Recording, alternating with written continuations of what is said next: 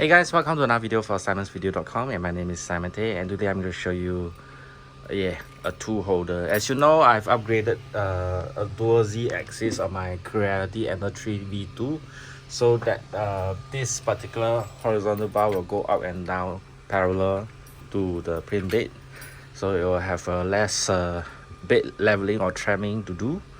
But my tool holders with the dual Z axis no longer works, so I designed my own, and I'm going to show you how it works.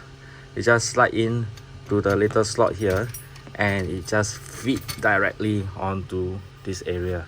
So let me introduce what I have here. This is a cutter. These wrenches.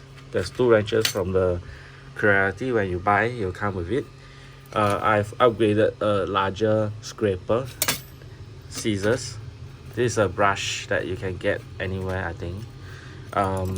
Some Allen key, the declogger, some screwdrivers, and here got the micro SD card holder. Because Creality Ender V32 is using micro SD card, so here you can actually put some additional micro SD card if you want to.